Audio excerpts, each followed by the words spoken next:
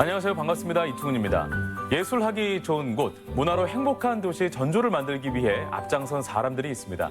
바로 전주문화재단인데요. 지난달 새로운 대표이사가 선임됐습니다.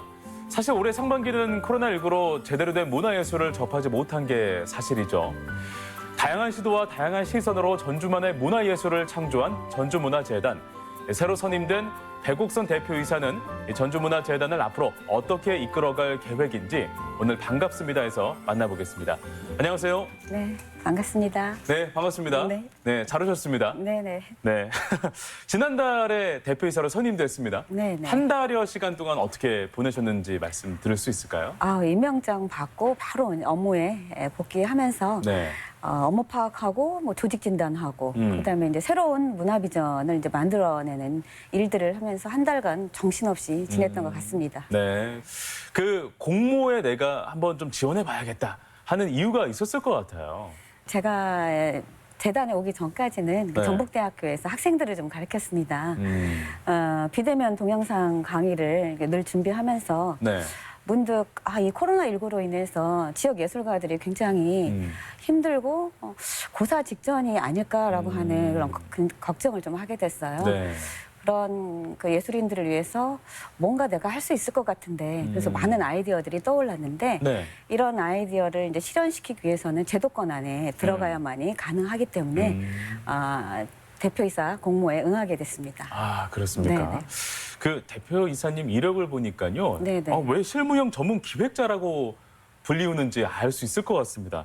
네. 그 전주 대표 축제의 하나 중에 그 전주 한지 축제가 있어요. 네네. 그걸 최초로 기획하신 분이라면서요? 네, 그렇습니다. 부끄럽지만 1995년도에는 전주에서는 이제 풍남제만이 유일한 지역 축제였어요. 그러니까 다 아시겠지만 풍남제는 단오제이고 어떤 민속 축제라고 볼 수 있고 저는 이제 전주의 어떤 정체성을 살리면서 좀 특화된 또 그리고 이제 지역 경제를 좀 부응할 수 있는 산업형 축제가 뭐가 네. 있을까를 고민하면서 한지 축제를 이제 기획을 하게 됐습니다. 그러니까 문화도 들어가 있고 전통도 들어가 있고 거기에 산업도 산업까지 네네. 예, 함께 네. 할 수 있는 게 바로 한지다라고 네네. 생각을 하신 거고. 네네. 언제부터 이 축제가 시작이 됐죠?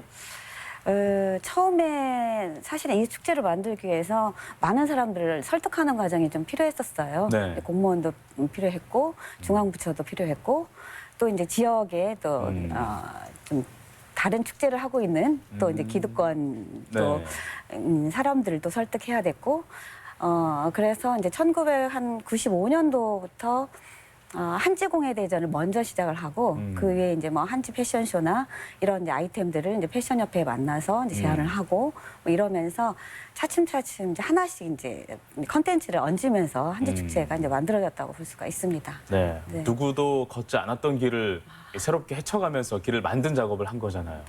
네. 상당히 좀 어려운 시기였던 것 같기도 하고 네. 예상이 됩니다. 네네. 네. 그 대표님의 이력을 보니까 굉장히 네. 화려합니다. 연극 배우로도 활동하셨네요. 네. 제가 이제 재수에 실패를 하고 네.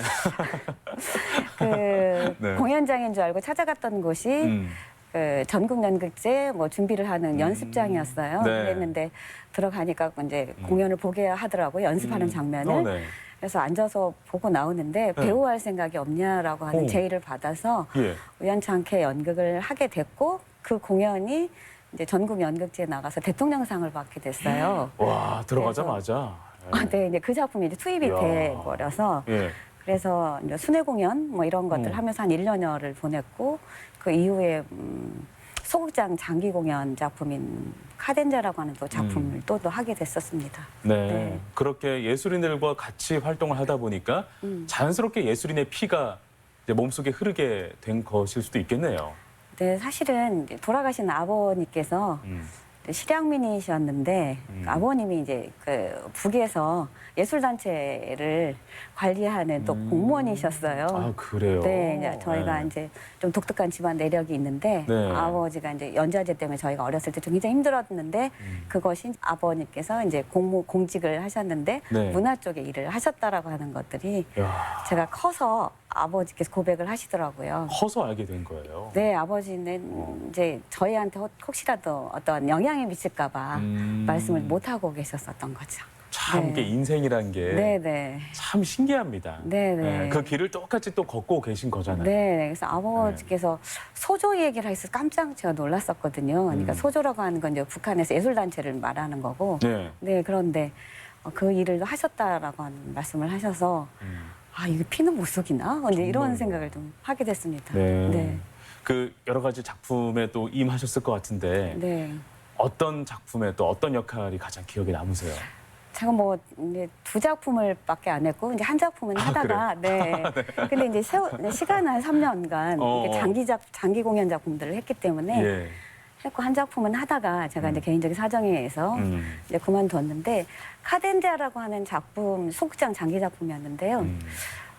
그 작품은 제가 여관객으로 이제 출연하는 거였는데 네. 객석에 앉아 있다가 망나니가 끌어내서 예. 무대 위에 올려서 이제 공연이 이제 시작이 되고 마지막에 그 관객인 저가 죽는 장면으로 이제 엔딩이 되거든요. 근데 끝까지 제가 배우가 아니라고 생각하는 관객들이 가끔 있었어요. 관객에서 끌어내는 어떤 네. 형태였다 보니까. 네네. 네.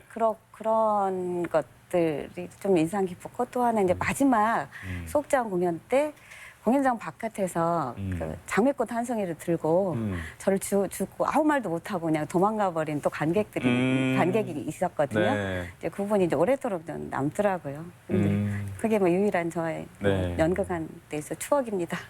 네. 그 이후에는 또 이제 학자의 길을 걷기도 하고 또 강단에 서기도 하고 또 네. 사무실에 앉아서 또 네, 서류 정리하고 기획일이- 기획을 하고. 그러니까 배우보다는 네. 제가 기획 쪽 일이 더 관심을 갖게 됐어요. 그래서 연극도 그만두게 된 거고, 네. 예술가들을 조력하는 역할, 그다음에 많은 사람들이 그 예술 행위들, 그런 사업들을 보면서 좋아하는 모습들을 그래서 제가 카타르시스를 느끼더라고요. 그래서 기획자의 삶을 살면서 네. 좀 그 배움이 좀 목말라 했다고 해야 되나요? 그래서 이제 관련된 학과를 이제 대학원에서 뭐 가서 예술 네. 경영을 배우고 네. 또 이제 박사도 문화 인류학을 또 전공하고 이제 이러한 과정들을 거쳐왔죠. 백스테이저로서의 역할을 이제 충실히 수행하고 계신 거고요. 네네. 그 전라북도청 최초 문화 전문직 사무관도 지내셨습니다. 네네. 이 자리는 정확히 어떤 업무를 보는 자리죠? 그러니까 전라북도 그 문화예술인들을 위한 그 창작 역량을 좀 강화시키고 네. 또 도민들한테는 문화권을 확장시키는 그런 다양한 사업들을 이제 하게 되는데 여러분들이 또 알고 계시는 전주 세계소리축제, 뭐 그다음에 전북 브랜드 공연, 한옥 야간 상설 공연 이런 사업들, 다양한 사업들, 이제 수십여 사업들을 이제 진행을 했었죠. 아, 네, 그래요? 네. 그때 그 문화 쪽에 기획자로서 이렇게 좀 사무직으로서 계시면서 네. 당시에 뭔가 좀 깨달은 게 있을까요?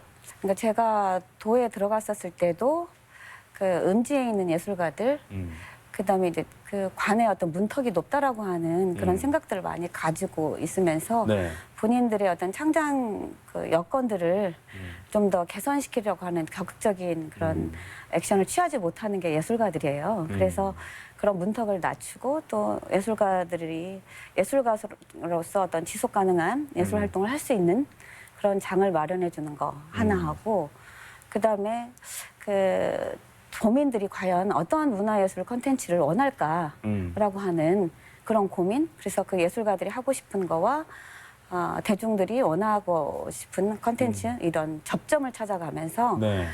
지역 발전을 견인할 수 있는 사업들 그런 것들을 많이 고민했던 것 같아요. 네. 그 지역 미술 작가들의 국내외 진출을 위한 이 전시 지원 사업도 추진을 하셨죠? 네. 제가 아무래도 이제 태생이 공연예술가다 보니까 네.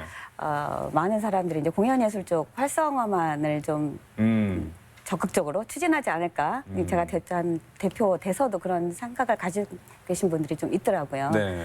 근데 그 제가 봤었을 때 그 예술가 중에 가장 취약한 그 장르의 예술가들이 시각예술가예요. 그러니까 공연예술가보다는 아무래도 이제 수요도 그러니까 소비하는 그 대중들이 적기 때문에 그렇죠. 그래서 도에 들어갔었을 때 가장 먼저 했던 것들이 그 시각 예술가들이 지속적인 창작 활동을 하기 위해서는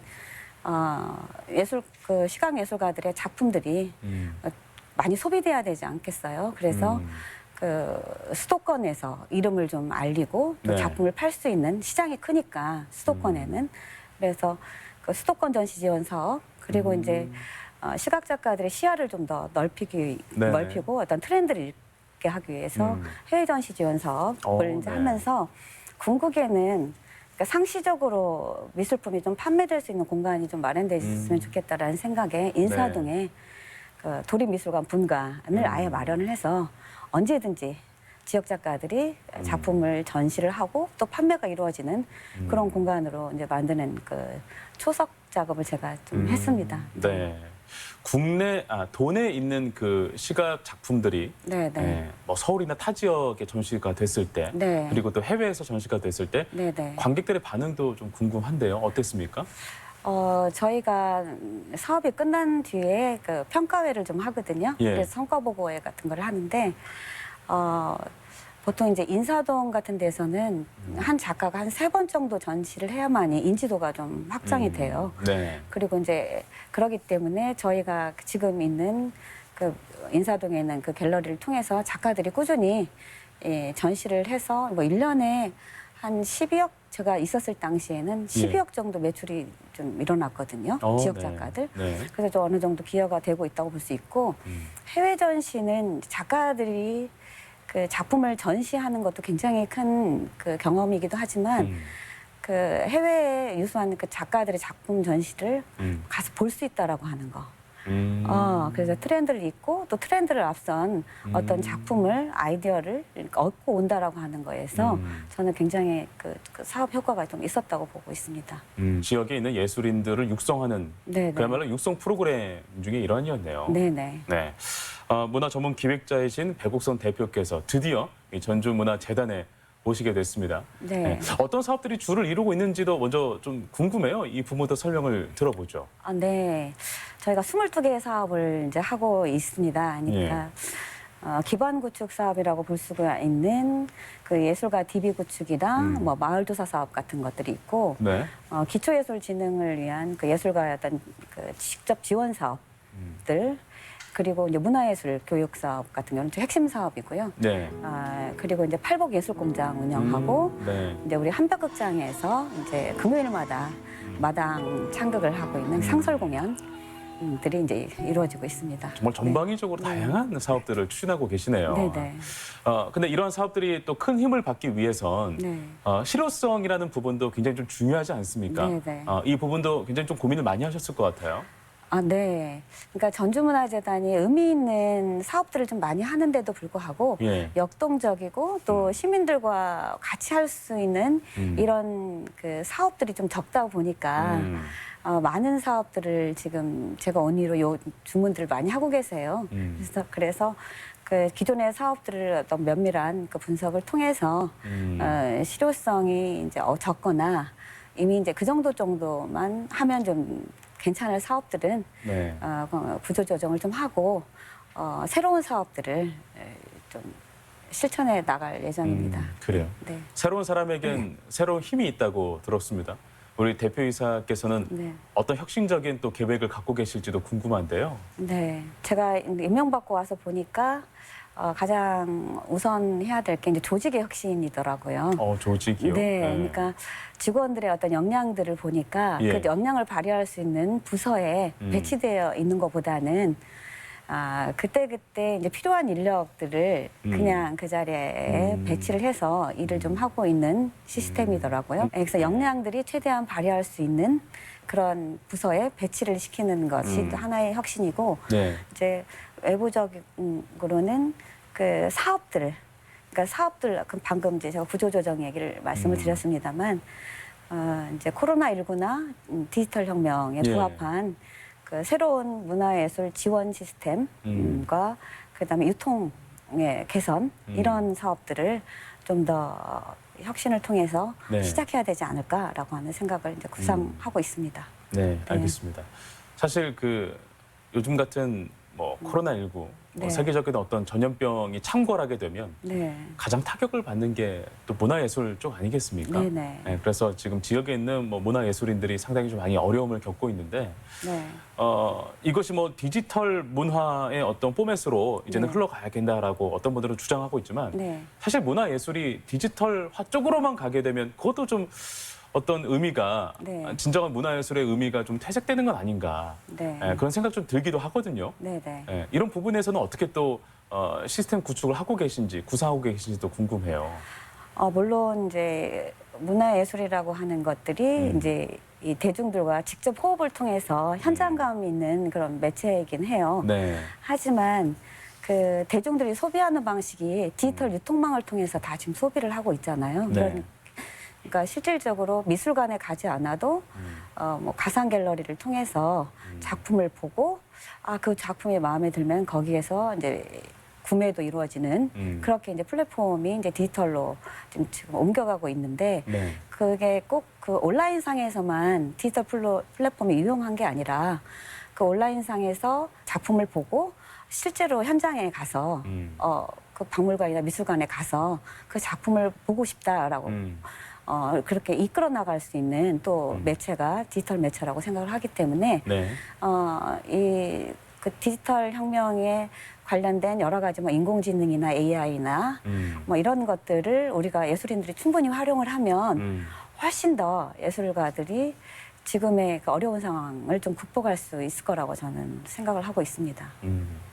코로나19 이후에 예술인 복지에 대한 이야기가 네, 수면 네. 위로 솟아올랐습니다. 네. 그 과거에 또 예술인의 생활을 하셨으니까 네, 네. 그 마음을 더욱더 잘 아리라 생각이 드는데요. 네. 이 부분에 대해서는 어떻게 또 준비를 하고 계시고 어떤 구상을 갖고 계실지요?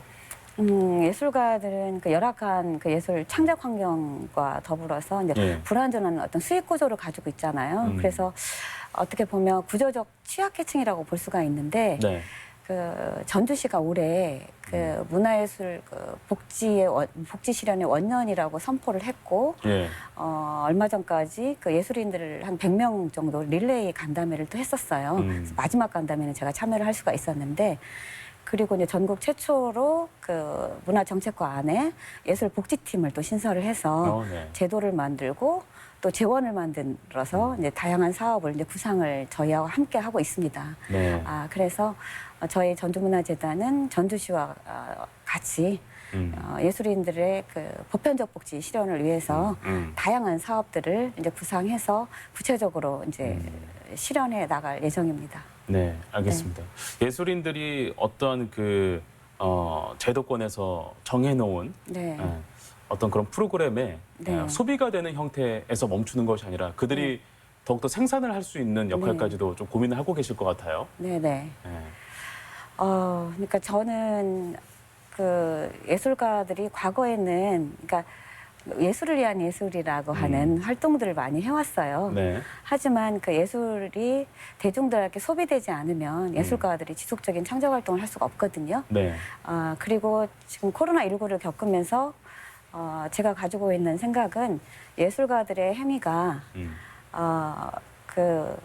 이를테면 그 지구 환경을 좀 지키는 그런 것들까지도 승화시켜서 네. 어떤 깊은 울림을 주고 또 어떤 선한 영향력을 주는 그러한 활동으로까지 예술가들이 좀 확장시킬 필요가 있겠다라고 하는 생각을 좀 가지고 있습니다. 그러니까 사회적 이슈에도 민감하고 네네. 어떤 시의성에도 부합하는 네. 그런 예술 창작 활동이 있었으면 좋겠다는 얘기인가요? 네, 사회적 공헌까지도 같이 하면서 예술이 인간의 삶과 어떤 긴밀한 관계가 있다라고 하는 것들을 좀 인식해주고 또 같이 있는 또 삶을 또 영육해 한다라고 하는 점까지도 그 지점까지도 가게 할 수 있는 게 그 지금 우리 예술가들의 역할이라고 생각을 합니다. 그러면 네. 우리 전주문화재단도 그러한 방향으로 네. 전주에서 여러 가지 또 사업들을 문화예술 네. 사업들을 추진해 나가겠네요. 네, 그래서 저는 그 전주문화재단이 앞으로 해야 될 역할을 어떻게 보냐면요. 그 인간의 궁극적인 삶에 어떠한 영향력을 발휘할 것인가라고 예. 하는 것을 좀 고민을 하고 있어요. 얼마 전에 제가 그 리서치 기관에서 발표된 것들을 보니까 그 인간이 그 20, 30대가 가장 외로움을 많이 겪고 있고 50대가 고독사가 굉장히 많다고 해요. 네. 그리고 이제 다 아시겠지만 OECD 국가 중에서 우리나라가 자살률이 1위이고 그래서 그 예술을 통해서 그 인간의 고독, 소외, 외로움들을 극복할 수 있는 그런 컨텐츠를 많이 만들어내서 궁극적으로 우리 도민들, 시민들이 정말 계속 그 사는 삶의 어떤 가치, 그다음에 의미, 그다음에 외롭지 않고 공생하고 공존하고 있다라고 하는 것들을 깨달을 수 있는 그러한 그 사업들을 좀 구상을 하고 싶습니다. 네. 그 구체적으로 그러면 그에 걸맞은 난 이런 사업들을 좀 구상해 보고 싶다. 반드시 전주문화재단에서 2년 안에 이런 것들은 반드시 좀 할 거다라는 부분들이 있다면 오늘 이 자리에서 소개를 좀 해주시죠. 그러니까 서대에서 말씀드렸던 그런 맥락에서 제가 구상했던 대표적인 이제 사업이 두 가지가 있는데요. 네. 그 예술가들이 이제 지속 가능한 활동을 하기 위해서는 재교육이라고 하는 시스템이 좀 필요해요. 네. 그래서 그 기존 예술가들의 재교육의 장이고 또 신진 예술가들을 또 발굴해주는 장, 그다음에 시민들이 평생 그 예술 교육을 받으면서 다양한 네. 예술 체험을 하면서 행복한 삶을 영위할 수 있는 그런 시스템이 이제 팔복예술대학입니다. 그래서 팔복예술공장 안에 팔복예술대학을 이제 설립해서 이제 운영해 나가는 거 하고 또 하나는 그 코로나19로 인해서 제가 이제 얻게 된 성찰이 지구 환경을 지키는 것들을 예술가들이 좀 앞장서 나가야 되겠다. 시민들과 함께. 그래서 그린 르네상스 프로젝트라고 하는 사업들. 이 두 가지 사업들이 꼭 성공적으로 만들어졌으면 좋겠다라는 하는 바람을 가지고 있습니다. 교육과 환경이네요. 네, 예술가들이 지속 가능한 예. 공연 이제 생산적인 활동을 하고 그것을 누리는 시민들은 삶이 행복하다고 느끼고 그러는 가운데서 우리가 살아가고 있는 이 지구 안에서의 그 환경까지도 도모하는 그런 것까지를 이제 거시적 관점에서 보고 있는 것이죠. 네. 교육은 사실 어떤 공간이 있고 네. 프로그램이 있으면 충분히 수행할 수 있는 어떤 소재일 것 같습니다. 네. 환경이라는 부분은 상당히 거시적이거든요. 네, 네. 그래서 사실 이것을 미시적으로 접근하기가 네. 좀 어렵기도 하고 예술적으로 좀 어떤 방향으로 접근할지도 상당히 좀 궁금하기도 한데 그 부분은 어떻게 구상하고 있습니까? 네, 그러니까 그린 르네상스 프로젝트 같은 경우에는 저는 그렇게 바라보고 있습니다. 그러니까 지금 코로나19로 인해서 우리가 지구를 파괴하면 안 된다라고 하는 캠페인도 있고 예. 여러 담론들이 있습니다만 그 너찌라는 개념이 있지 않습니까? 네네. 그래서 어떤 강압적인 어떤 제도로 무엇을 이렇게 유도를 한다거나 이러지 않고 예술가들의 어떤 그림 활동, 그다음에 이제 퍼포먼스 이런 걸로 지구가 파괴되면 안 되고 네. 우리의 궁극적인 삶은 안전 욕구나 건강 욕구가 굉장히 크잖아요. 그래서 이런 것들을 그러한 그 공감대를 형성하는 그 어떤 수단, 뭐 예술이 이제 수단으로 뭐 기여하는 것이 이제 그닥 이제 좋은 방향은 아니긴 하지만 사회적 공헌이라고 하는 측면에서 예술가들이 뭐 그린 환경 운동이나 기업들과 같이 활동을 전개하는 것 이런 것들은 충분히 큰 반향을 일으킬 수 있을 거라고 이제 생각을 하고 있습니다. 네, 알겠습니다.